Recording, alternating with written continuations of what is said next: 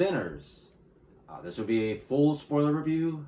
I have a review up on my blog, soundofbettermyhead.com. So not really any spoilers in there. I mean, unless you don't know anything about this movie going in, then there's a little bit of spoilers in there, I guess. Matter of fact, I've seen 2 trailers for the movie. The first one was so vague, I didn't know what the movie was about.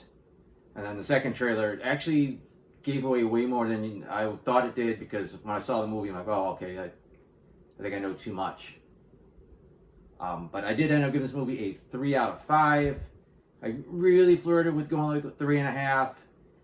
It was just missing a few elements that kind of elevated. I think this thing with the tweaks could have easily been like a 4, which is pretty high for me. But 4 is like, I very rarely give out 5s, and 4 is just like, these are really good movies.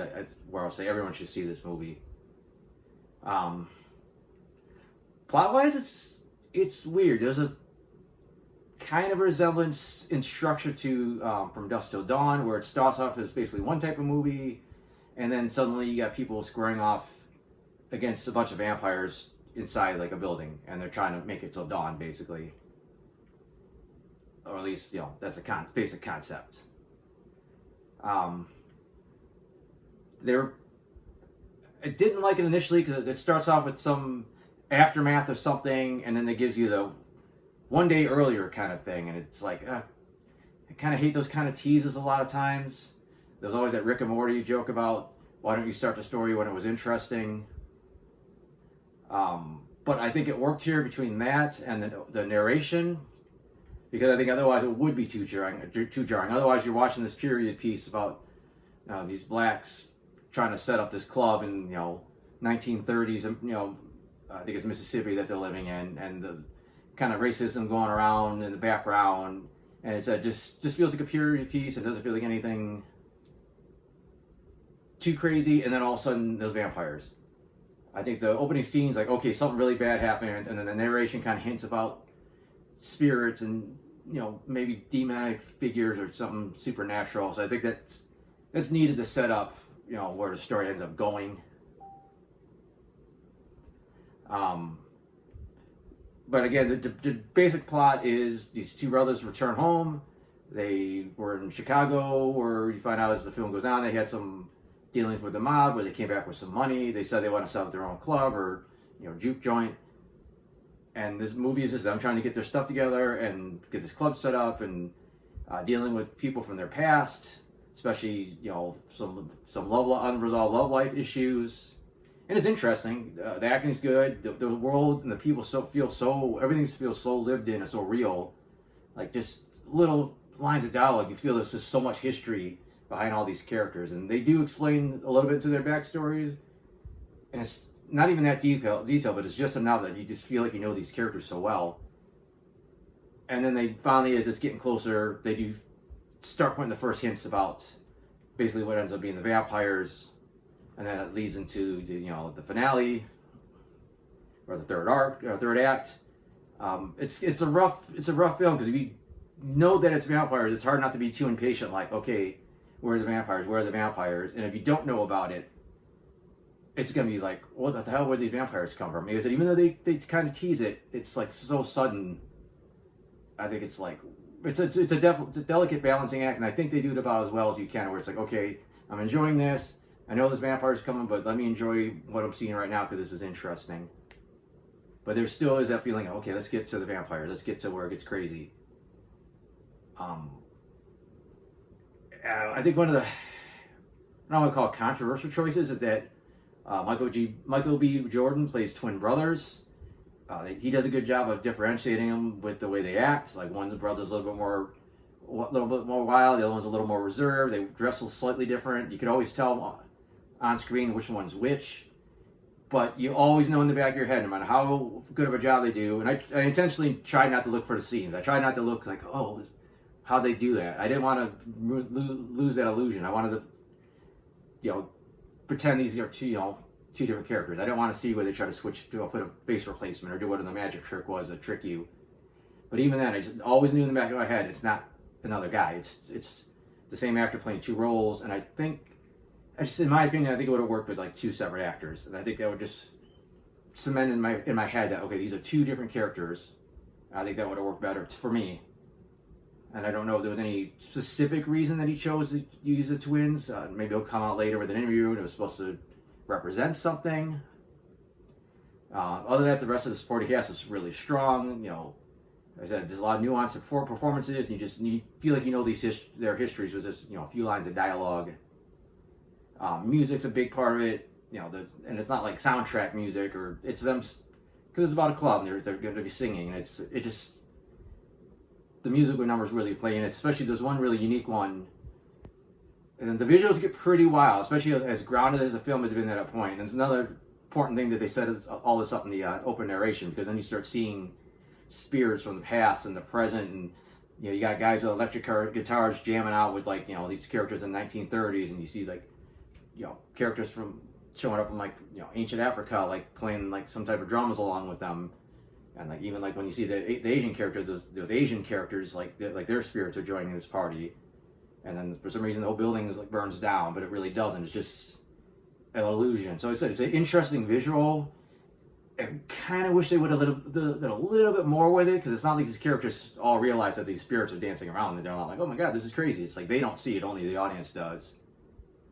And then that also kind of hurts a little bit to the vampire's motivation, because there is something about this power to pierce the veil. It's a little bit not as well defined as I would like. It's kind of hinted since they're vampires, their spirits are trapped in these bodies, they're technically dead, and they can't go on to the afterlife, and they can't be with their ancestors or their family.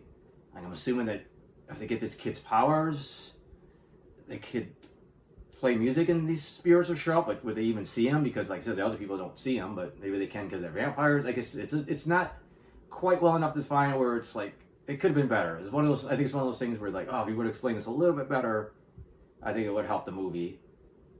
I also thought the third act felt a little bit rushed, because there is a little bit of a slight standoff thing with the vampires, and then the next thing you know, they're rushing inside, and there's this pretty quick fight scene, and it's kind of over. It's not super fast, but it's everyone just kind of gets overrun. It's okay, I wish there was a little bit more to this sequence.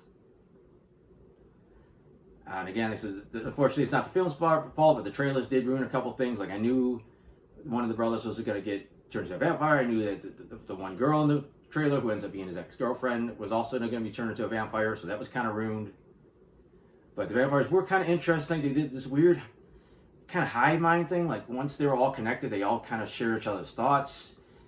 But I don't know how much independent thought there was, because did they have to do what he said, or it wasn't like the Borg from Star Trek, where they all were one mind acting in unison. They all still had their knowledge before they became vampire. It's weird. It's one of those things that was a little kind of vague, exactly what their powers were. The one seemed like he was either flying or jumping really far.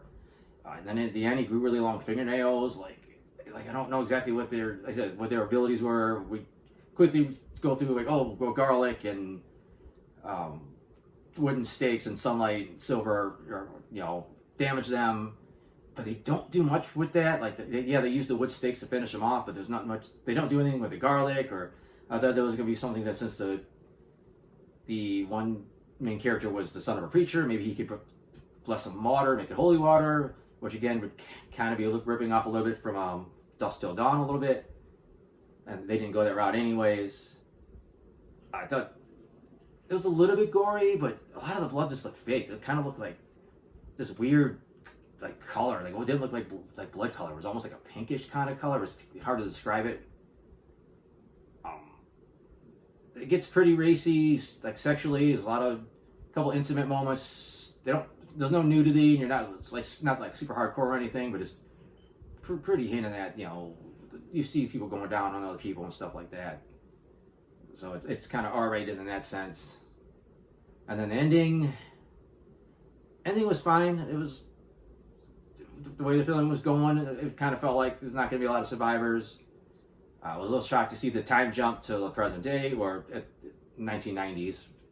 Closer to present day than when the film takes place. I remember reading something about a mid-credit scene, because it doesn't seem like the type of film that would have a mid-credit scene. And this is the actual ending movie, because if you leave right when you think it's over, and you see the one character's now older and he's a successful musician and he's playing in the 1990s, and then you just leave. Then you miss the whole part where you see that the one twin and his girlfriend actually survived to the 90s. They're still vampires, but evidently they got so much. I don't know if it's because its connection was broken with the head vampire, because they seem to be like normal, more or less normal people, except obviously they're vampires. But it's not like they're trying to kill everybody again. It's just like they're kind of going about their lives. It looks like they just changed their style to fit the present day. So I thought that part was interesting, but it's like it was missing a little something, a little explanation. Like, what do they do with their free time? Are they still planning like, kind of world domination, or are they just kind of doing their own thing? I don't know if there's anything else I really want to see about the movie. Like, it was enjoyable. I don't know if there's anything I really want to watch again. But not that it was bad. It's just, I think once that story is told and you know what's happening, it's not a big rush to see it again. There's not any like scenes where it's like, oh, I love this part, I want to watch this part again, or that there was clues dropped throughout the movie about the vampires. Like, oh, I can't believe I missed this. I want to go back and see it again. So that's about it. Like I said, I do have basically a non-spoiler version of this review up. I have some other movie reviews. I got TV show reviews. I got a couple video game reviews. I got my comic strips on there. So if you want to check any of that out, it's all at soundofbettermyhead.com. And thanks for watching.